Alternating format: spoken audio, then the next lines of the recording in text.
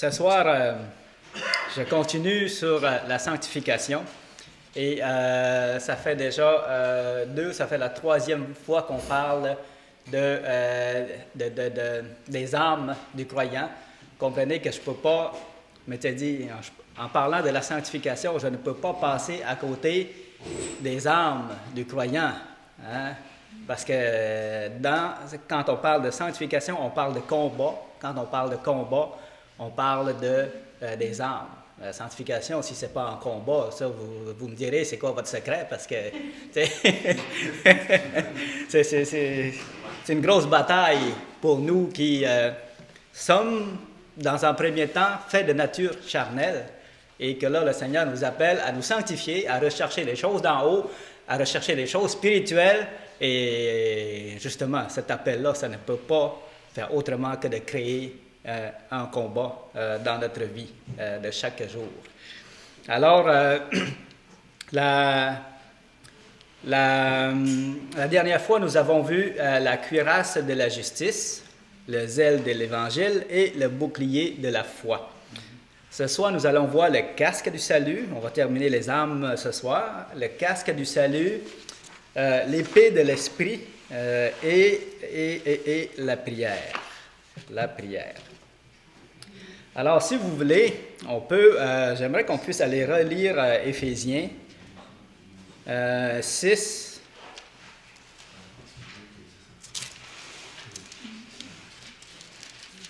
Juste pour nous remettre dans le contexte.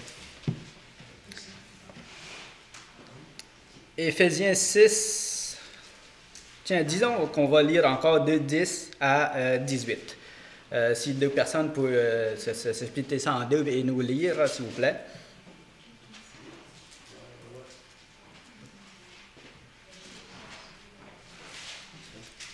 Au reste, fortifiez-vous dans le Seigneur et par sa force toute puissante.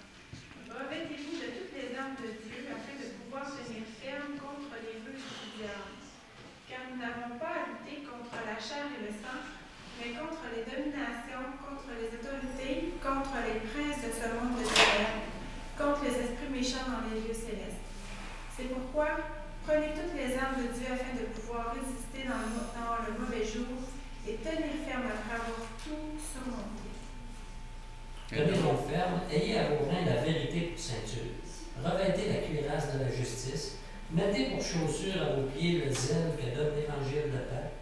Prenez par-dessus tout cela le bouclier de la foi, avec lequel vous pourrez éteindre tous les traits enflammés du malin. Prenez aussi le casque du salut et l'épée de l'esprit qui est la parole de Dieu. Faites en tout temps par l'Esprit toutes sortes de prières et de supplications. Veillez à cela avec une entière persévérance et priez pour tous les saints. Alors, prions. Seigneur notre Dieu, puisses-tu bénir cette parole que nous venons de lire, Seigneur Dieu. C'est une comparaison que tu fais de ce qui est temporel, physique, au combat spirituel que nous devons vivre, que nous devons mener chaque jour, Seigneur Dieu. Et oui, je te prie, Seigneur Dieu, de nous affermir. Donne-nous de nous revêtir de toute cette armure, Seigneur Dieu, à savoir la ceinture de la vérité, la cuirasse de la justice, le zèle, Seigneur, le casque du salut, le bouclier de la foi, l'épée, et aussi qu'on puisse vaquer à la prière aussi. Donne-nous, Seigneur Dieu, de savoir user de ces armes, Seigneur, et les porter en ton nom pour résister ferme, Seigneur, résister et rester ferme dans les mauvais jours, Seigneur. Nous savons que le diable, lui, ne se repose pas. Alors fortifie-nous, Seigneur. Amen. Bon, le casque du salut. Le casque, ça protège la tête. Mais c'est vite dit, ça protège la tête.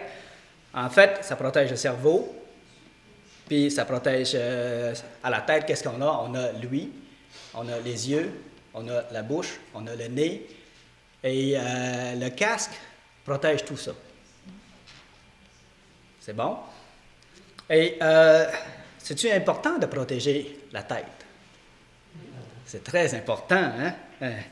La tête, c'est le cerveau qui contrôle toutes les actions dans le corps humain. On sait ça. Donc, sans ça, ben, on est mort. Sans la tête, on est mort. Et les fonctions directement reliées à la tête sont, comme on a mentionné, on parle du cerveau, mais spirituellement, on va parler de l'esprit, de l'ouïe, de la vue, de la bouche, de l'odorat. L'ouïe, la vue et l'odorat sont des portes d'entrée. Physiquement, sont des portes d'entrée dans notre esprit, dans notre tête, au fond. Et la bouche, c'est un canal pour sortir. Pour sortir. Donc, tout ce qui passe par l'ouïe, la vue, l'odorat, entre dans notre tête, dans notre esprit, et ça fait son travail. Ça fait son travail. Donc, dans l'optique de mener une vie de sanctification, eh bien, on doit protéger ces choses-là. On doit porter le casque du salut qui va filtrer ce que l'on entend, ce que l'on voit, ce que l'on sent, et ainsi de suite. Parce que ce qui entre dans notre tête a une grande influence sur notre comportement, sur notre manière de voir les choses, va influencer nos actions, nos décisions, et ainsi de suite. Donc, c'est très important. C'est très important de porter le casque du salut qui va nous aider à filtrer tout ça. On parle de l'influence que l'esprit peut subir avec toutes ces informations-là qu'il reçoit, soit par les oreilles, par les yeux, par la senteur, et ainsi de suite. Et notre esprit, lui, avec ça, il ne peut pas faire autrement que de réagir et puis d'avoir des répercussions dans nos agissements suite à ce qu'on entend et ce qu'on voit. Dans une des prédications que j'avais faites à un moment donné, j'avais mentionné ceci, que j'ai entendu d'ailleurs dans une des prédications. C'est une phrase qui a bien du bon sens, vous allez voir. Ça dit ceci: « Semez une pensée et vous récolterez une action. » Semez une action et vous récolterez une habitude. C'est vrai, c'est à force d'action qu'une habitude se crée. Et là, il dit, semez une habitude et vous récolterez un caractère.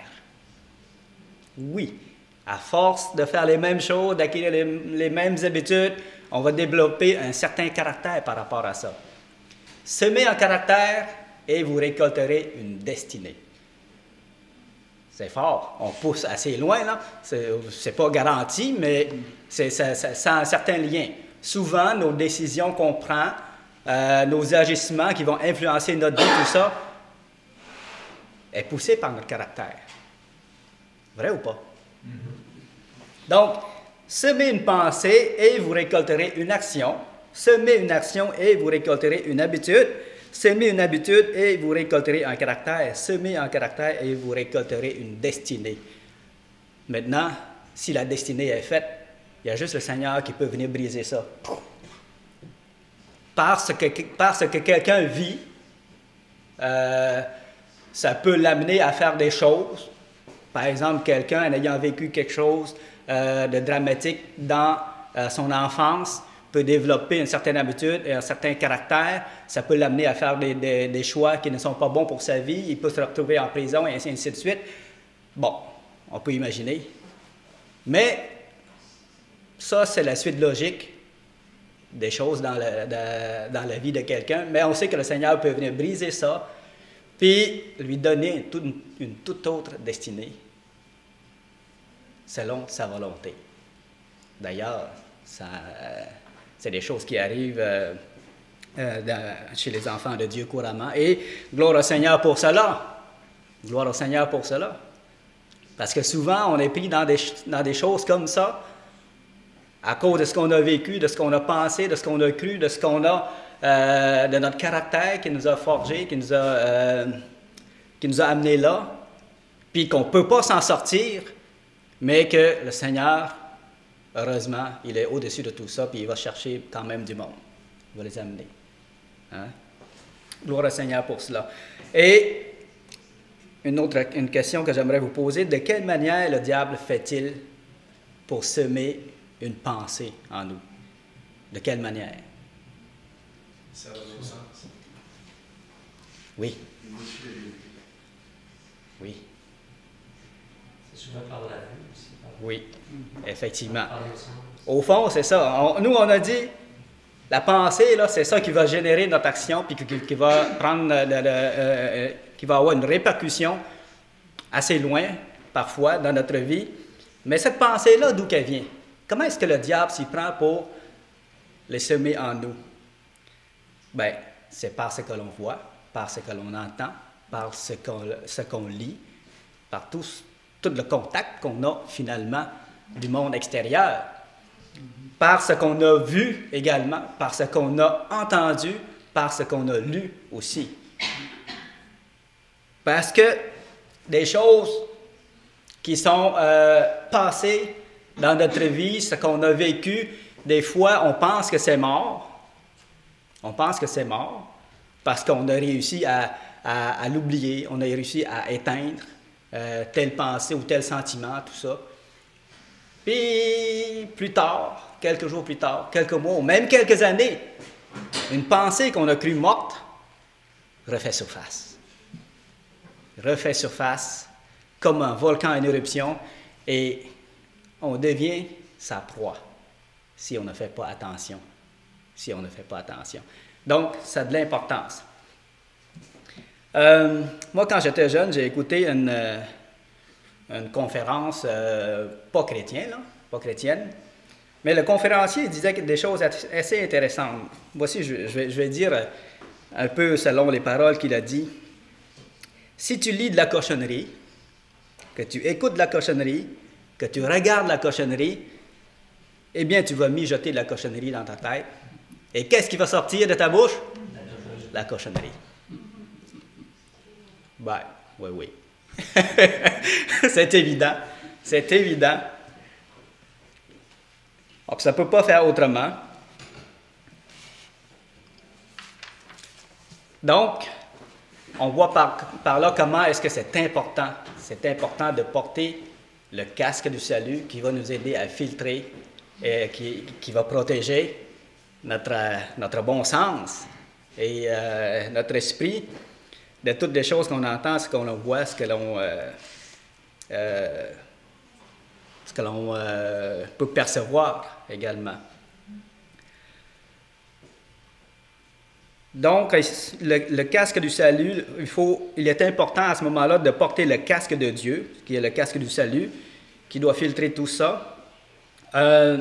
Si ce qui entre est important pour notre sanctification, ce qui sort ne l'est pas moins. Ce qui sort ne l'est pas moins. Le Seigneur il dit, ce n'est pas ce qui entre dans la bouche qui souille l'homme, mais c'est ce qui sort qui souille l'homme. Puis, ce qui entre dans la bouche, ben, c'est la nourriture, il nous l'a expliqué, mais ce qui sort de la bouche de l'homme, c'est ça qui le souille. C'est ce que tu penses qui souille. C'est ce que tu dis, c'est ce que tu as dans ton cœur, les pensées de ton cœur, tes désirs. C'est ça qui souille l'homme.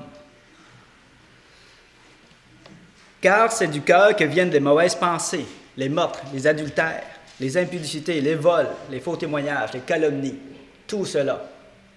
Puis tout cela naissent d'où? C'est des pensées qui sont influencées par ce que l'on perçoit. C'est tout relié. Donc, est-ce important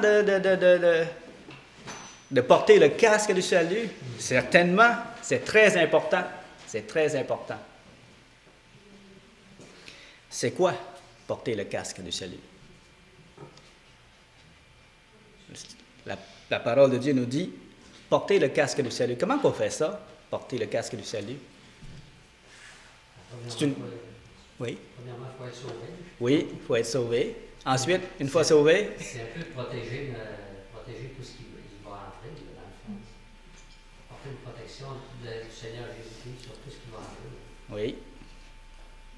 Ensuite, d'autres commentaires? Le frère Musté.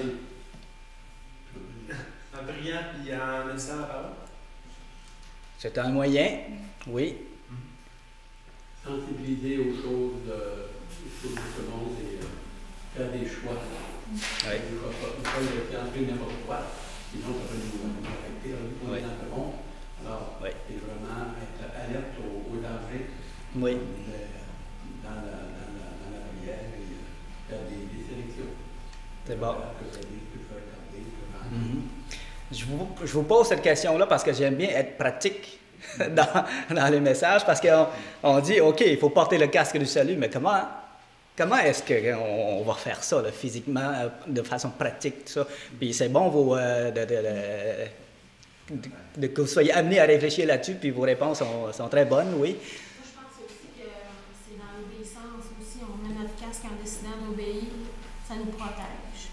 Quand on décide d'obéir à la parole, on nous protège. Auparavant, Gilles, oui. Ouais, c'est bien. C'est la parole de Dieu. Si tu as décidé le casque, c'est de la parole de Dieu. Si tu suis la parole de Dieu, puis tu empêches les autres choses de rentrer, Oui. ça va être tout ce qui rentre ressort. Tout ce qui est bon qui ressort va rentrer. Oui. Tout ce qui n'est pas bon. Exactement. Oui. Je pense que grosso modo, tout ce qu'on a un petit peu mentionné pour permettre au mal de rentrer, de permettre au bien de rentrer, de s'unir à ce qui est bon, ça va justement éviter les doutes, ça va éviter les troubles qu'on peut avoir. Oui, c'est exact. Je pense qu'on peut résumer tout cela en disant, c'est d'avoir toujours le salut de Dieu en tête, ainsi que ses enseignements. Imaginez, si je ne suis pas enseigné, je pense que quelque chose serait bon, puis que je m'attarde à ça, puis que je m'en régale, je mijote, puis que finalement, c'est quelque chose qui m'amène à faire des choses qui est contraire à la parole, ben c'est ça. C'est pas bon. J'aurais pas pris garde à ces choses-là. Mais avoir le salut de Dieu, ses enseignements en tête, puis dire, regarde ça, oui, ça c'est selon Dieu, ça c'est pas selon Dieu, ça c'est bon, ça c'est pas bon. Et justement, de filtrer toutes ces choses-là avec la connaissance qu'on a de la parole de Dieu et du salut en Jésus-Christ. À ce moment-là, effectivement, on parle de connaissance, mais ça prend aussi la force. Il faut que le Seigneur nous donne la force aussi de dire non, parce que des fois, on sait que c'est pas bon, mais avoir la force de dire non, ça c'est autre chose. C'est autre chose. Alors, c'est tout ça ensemble. Merci pour vos commentaires. Donc, moi, je vous encourage à faire cela. Puis je me suis dit, moi, en préparant cette partie du message-là, je me suis dit, oui, mais dans ma vie, est-ce que je pense à ça? À porter le casque du salut? Puis dire, mais vraiment utiliser le mot casque. J'ai commencé à prier, Seigneur, fait que je puisse porter constamment ce casque du salut, en voulant dire que je puisse constamment avoir à l'esprit tes enseignements, puis tes commandements, tout ça. Puis, en tout cas, vraiment utiliser ce langage-là dans mes prières pour m'aider à me souvenir de cela, c'est une bonne chose. L'épée de l'esprit, maintenant. L'épée, c'est une arme tranchante, transperçante. Hein? Et ici, l'apôtre nous le compare à la parole de Dieu. On sait que Dieu honore sa parole. S'il y a quelqu'un qui honore sa parole, c'est bien Dieu. Hein? Il déclare que sa parole est certaine et véritable. Pas n'importe quoi. C'est pas un enfant qui vient de parler. Puis quand il parlait au prophète, à un moment donné, il dit, « Car moi, l'Éternel, j'ai parlé. » Wow! Moi, l'Éternel, j'ai parlé. C'est quelque chose, c'est pas n'importe qui vient de parler. C'est l'Éternel, le Dieu de l'univers, celui qui a créé toutes choses, qui a créé le monde, qui tient le monde dans sa main. Celui-là, il vient de parler. On est mieux de prêter attention à ce qu'il dit, mon ami. Alors, on sait que sa parole est pure, et sainte. Dans Psaume, le chapitre 12, le verset 7, ça dit ceci: « Les paroles de l'Éternel sont pures, un argent éprouvé sur terre au creuset et 7 fois épuré. » 7 fois épuré. Ça, c'est pour dire qu'il n'y a pas de doute là, c'est bien clean. C'est bien clean. Seigneur, il ne se trompera pas, il ne s'enfargera pas dans sa parole pour dire « Ah, j'ai dit ceci, mais je ne voulais pas vraiment dire cela, excuse-moi, je voulais plutôt dire ceci, je me rétracte. » Non, non, c'est pas ça. Il n'y en a pas. Ça existe chez les hommes, mais pas en Dieu. Sa parole est 7 fois épurée. Dieu n'oublie aucune de ses promesses. Ce que sa parole a dit, sa main l'accomplira. C'est beau pareil. Et souvent, je pense qu'en tant que chrétien, là, on sait tout ça, là, mais on dirait que ça ne prenne pas toute son ampleur que ça devrait prendre dans notre cœur, dans notre vie. Parce que souvent, on doute. On doute. Oui, on croit au salut de Dieu, puis oui, on croit à telle chose. Oui, on croit que s'il veut, il peut le faire, puis ainsi de suite. Mais il y a des choses qu'on a de la misère vraiment à s'y confier, à s'y fier, puis à être certain, et vas-tu vouloir vraiment, et ainsi de suite. Bon. Mais si on pouvait avoir une foi, la foi qui ne doute pas, qui croit comme un enfant, tout ce que le Seigneur dit dans sa parole, moi je pense que ça changerait bien des choses. On est des adultes, hein? Souvent on réfléchit. Notre foi est réfléchie. Hey, ça a du bon sens, ça n'a pas de bon sens. Un enfant, souvent, ça ne réfléchit pas. Il l'a dit, fine, c'est ça qui va arriver. C'est ça que ça veut dire. C'est beau un enfant, c'est beau une foi d'enfant. Puis même si ils sont naïfs un peu, là, le Seigneur, la naïveté, là, c'est pas un grand tort, ça. Mais d'avoir la foi comme des enfants, ben ça, le Seigneur, il aime ça.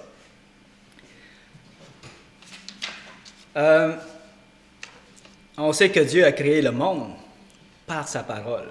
C'est pas rien, ça, là. Dieu a créé le monde par sa parole. Genèse, que la lumière soit, et la lumière fut.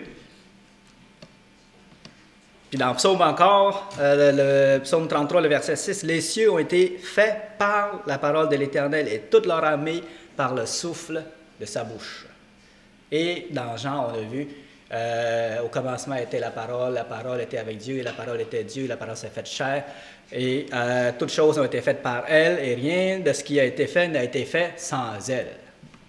Dieu a tout créé par sa parole. Et ici, on parle du Seigneur Jésus qui est la parole faite chair, vivante, la parole vivante. On sait aussi que Dieu va juger et châtier les nations par sa parole. Si vous voulez tourner avec moi dans Jean 12, le verset 48.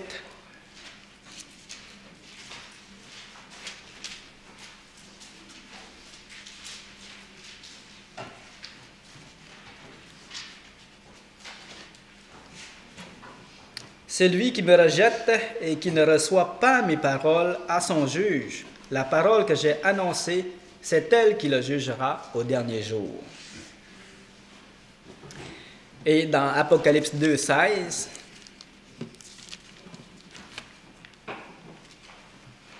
alors ici on voit que la parole que le Seigneur a prononcée, c'est elle qui va juger ceux qui l'auront rejeté. Dans Apocalypse 2, 16 maintenant, ça dit ceci. « Repens-toi donc, sinon je viendrai à toi bientôt et je les combattrai avec l'épée de ma bouche. » Ici, il parle de l'épée de sa bouche. C'est la parole, ça. Quand on lit tantôt dans les armes du croyant, prenez l'épée de l'esprit, qui est la parole de Dieu. Hein? Et dans Matthieu 8, le verset 16,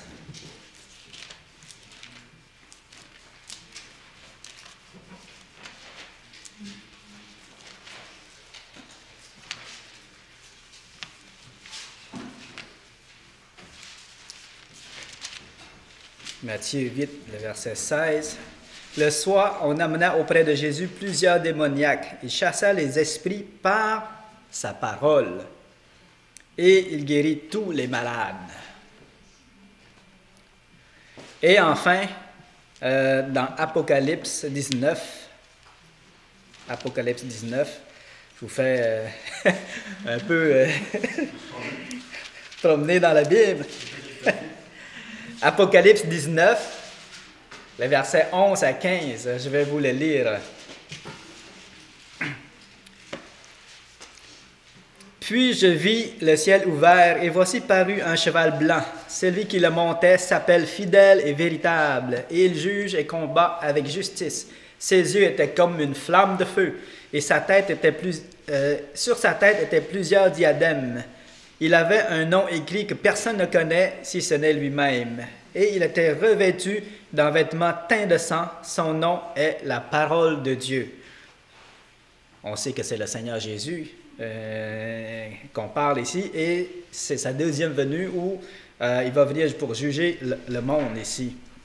Donc, le verset 14, « Les armées qui sont dans le ciel le suivaient sur des chevaux blancs, revêtus d'un fin lin blanc et pur. De sa bouche sortait une épée aiguë pour frapper les nations. Il les pètera avec une verge de fer. » Alors ici, on parle d'une épée aiguë qui sort de sa bouche. C'est sa parole, ça. Il va frapper les nations avec sa parole. Comme il dit, je les combattrai avec des paroles qui vont sortir de ma bouche. Donc le Seigneur va juger les nations avec la parole qui est déjà écrite ici. Dans ce livre-là, il va juger les inconvertis et avec ça, il va juger tout le monde avec la parole qui est déjà écrite. Et il va châtier avec la parole qui va sortir de sa bouche, les jugements, les sentences. On sait aussi que la parole de Dieu nous enseigne. Hein? Dans 2 Timothée, c'est écrit ceci, 2 Timothée 3, le verset 16-17, « Toute écriture est inspirée de Dieu et utile pour enseigner, pour convaincre, pour corriger, pour instruire dans la justice, afin que l'homme de Dieu soit accompli et propre à toutes bonnes œuvres. » Wow! C'est bon, ça. Un autre passage, dans Hébreux 4, le verset 12, « Car la parole de Dieu est vivante, efficace, plus tranchante qu'une épée quelconque à 2 tranchants, pénétrant jusqu'à partager âme et esprit, jointure et moelle. Elle juge les sentiments et les pensées du cœur. » La parole de Dieu tranche entre le bien et le mal. C'est elle qui tranche entre le bien et le mal. Et elle nous enseigne ce qui est correct et ce qui n'est pas correct, ce qui est saint et ce qui n'est pas saint. Mais aussi, la parole de Dieu nous purifie et nous sanctifie. Dans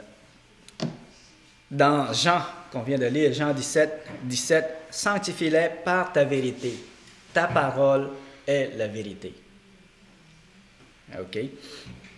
Et dans Éphésiens 5, le verset 25-26, si vous voulez lire avec moi.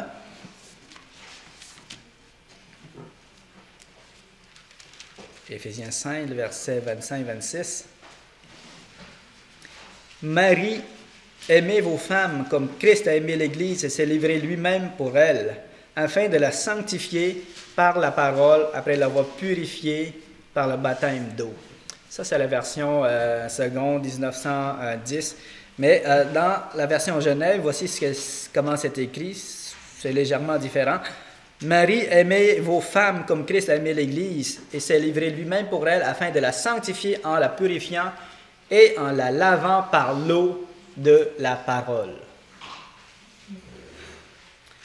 Alors, la parole de Dieu fait beaucoup de choses. La parole de Dieu nous sanctifie, nous purifie comme l'eau que l'on prend pour se laver. À part nous instruire. Je me souviens de quelqu'un qui avait donné un message, qui avait donné cet exemple-là. La personne dit, il parlait d'une femme qui avait une perte de mémoire. Elle venait à l'assemblée pour entendre la parole de Dieu. Puis quelqu'un lui demande,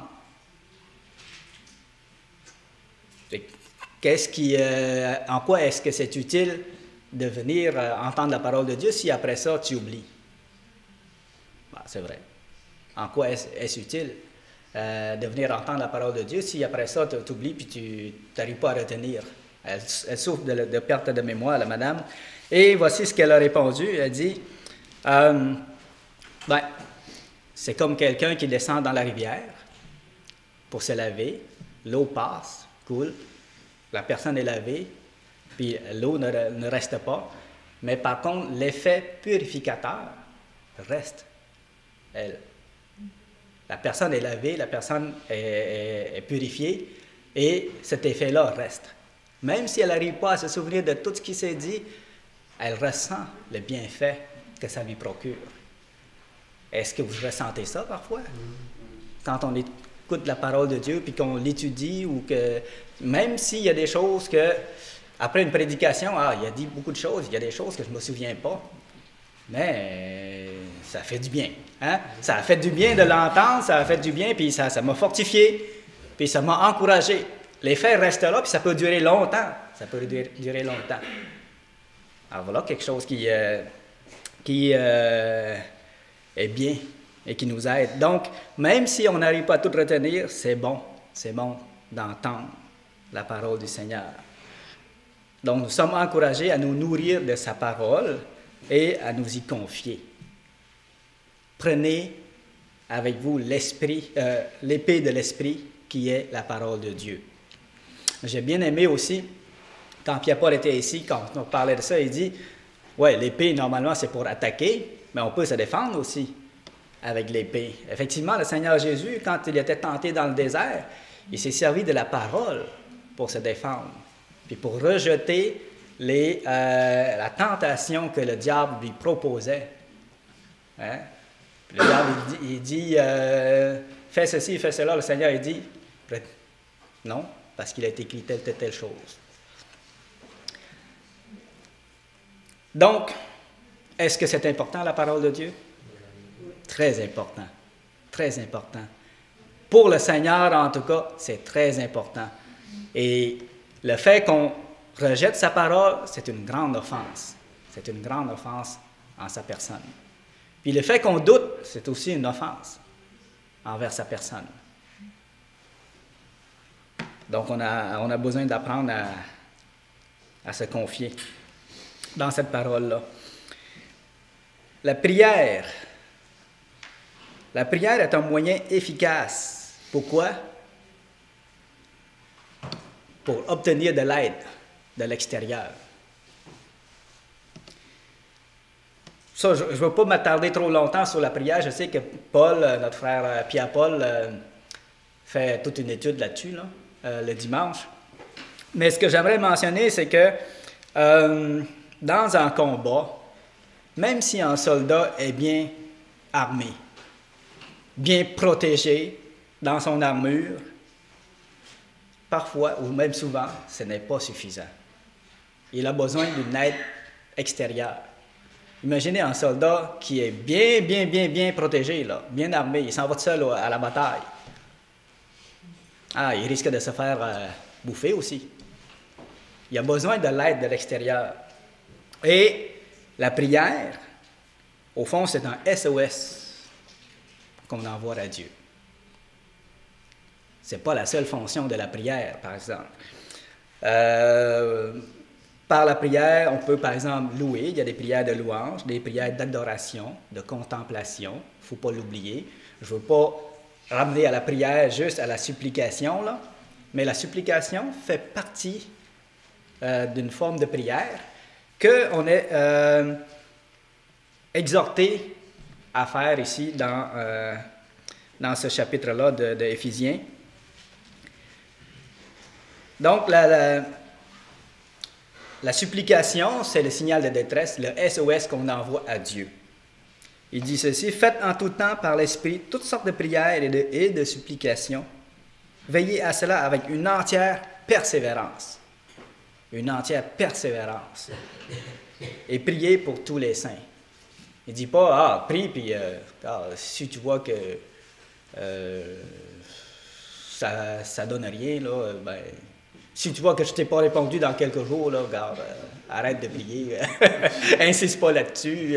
Non. Il dit, avec persévérance, veillez à cela avec une entière persévérance et priez pour tous les saints.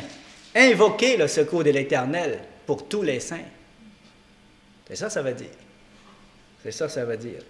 Priez aussi pour moi, que Paul a dit.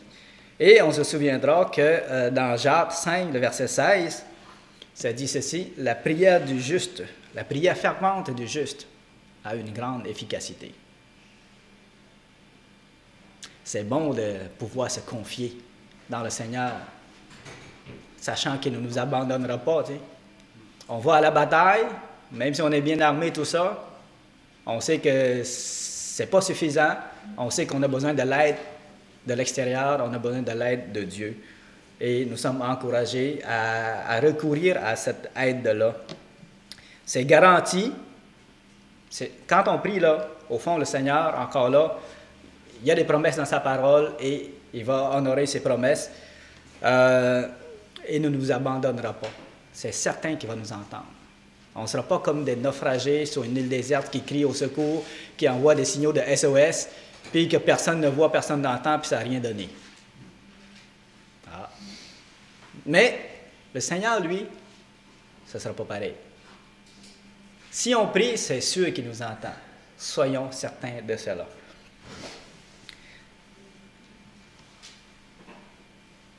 Alors, voilà. C'est pas plus long que ça. C'est ça, on va...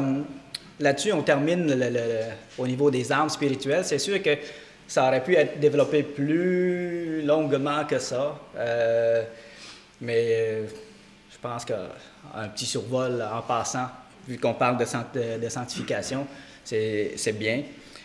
Si à un moment donné, le Seigneur met à cœur un frère d'approfondir le sujet sur les armes de Dieu, gloire à Dieu. La prochaine fois, pour terminer cette série de messages sur la sanctification, je vais vous parler de la discipline sur la sainteté, parce que vraiment, pour pouvoir marcher dans la sainteté, dans la sanctification, ce n'est pas juste en disant « je ne recommencerai plus » que ça va régler nos problèmes. Ce n'est pas une formule magique. C'est vraiment à travers une discipline constante qu'on va arriver à se débarrasser d'une mauvaise habitude ou d'un péché qu'on a dans notre vie. Et cette discipline-là, c'est bon qu'on la regarde ensemble pour la prochaine fois. Alors, c'est le moment de prier. On va, je ne sais pas si vous avez des requêtes.